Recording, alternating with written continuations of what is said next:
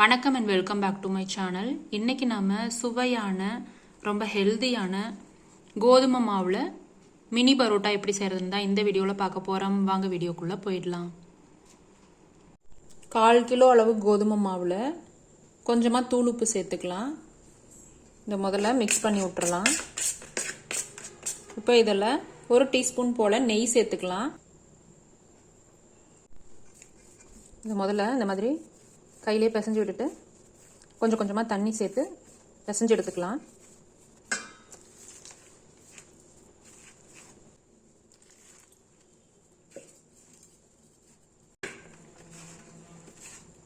நல்லா சாஃப்டான மாவாக இந்த மாதிரி பிசைஞ்சதுக்கு அப்புறமா 1 நிமிஷத்துக்கு இந்த மாதிரி நல்லா அழுத்தம் கொடுத்து பிசைஞ்சிக்கோங்க.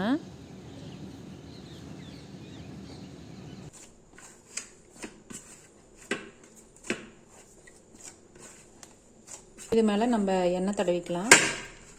எண்ணெய் தடவி இதில் ஒரு 1/2 hour போல் ஊற வச்சிடலாம். நம்ம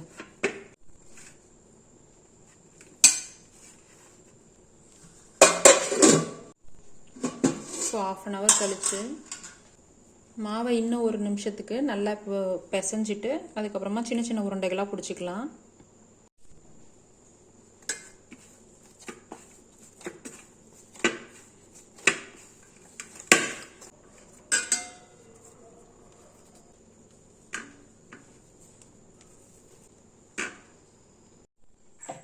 நம்ம தேய்க்கிற கட்டையில் இந்த மாதிரி எண்ணெய் அப்ளை பண்ணிவிட்டு அதுக்கப்புறமா நம்ம உருட்டிக்கலாம். இதை நம்ம நீள் வாக்கில் உருட்டிக்க போகிறோம். சைஸ் கொஞ்சம் அப்படி இப்படி இருந்தாலும் ஒன்றும் பிரச்சனை இல்லை.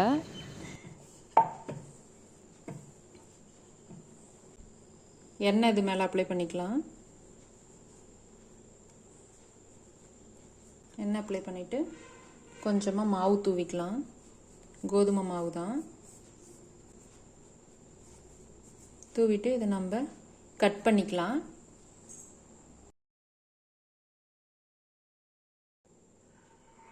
இந்த மாதிரி கட் பண்ணிக்கோங்க.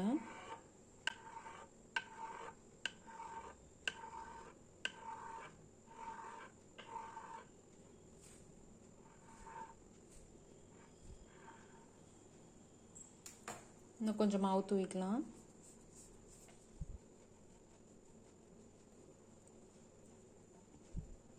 இந்த மாதிரி எல்லாத்தையும் ஒன்றா சேர்த்துக்கலாம்.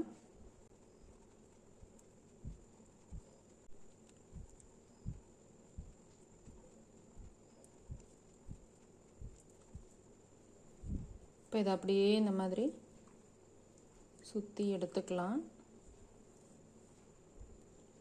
இதை கொண்டு வந்து இப்படி முன்னாடி இந்த மாதிரி ப்ரெஸ் பண்ணி விட்டுருங்க. இது மாதிரி லைட்டாக எண்ணெய் அப்ளை பண்ணிவிட்டு இதை நம்ம ஒரு பிளேட்டில் எடுத்து வச்சுக்கலாம். இப்போ நம்ம ரெடி பண்ணி வச்சுருக்கிறத லைட்டாக இந்த மாதிரி கையிலையே தட்டி நம்ம தோசைக்கல்லில் போட்டு வேக வச்சு எடுத்துக்க போகிறோம். பாருங்கள், அவ்வளோதான். இந்த சைஸ்க்கு தான் நம்ம பரோட்டா எல்லாமே நம்ம ரெடி பண்ணி எடுத்துக்க போகிறோம். இப்போ இதை நம்ம தோசைக்கல்லில் சேர்த்துடலாம். இது சின்ன சைஸாக தான் நம்ம தட்டியிருக்கோம் அப்படின்றதுனால ஒரே தோசைக்கல்லே 3 4 இந்த மாதிரி போட்டுக்கலாம்.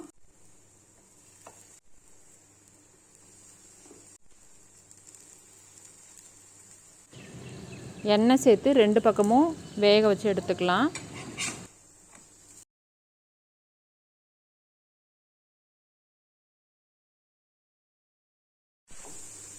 பாருங்க, சூப்பராக நம்மளுக்கு மினி கோதுமை பரோட்டா ரெடி ஆயிடுச்சு. இப்போ நம்ம எடுத்துடலாம்.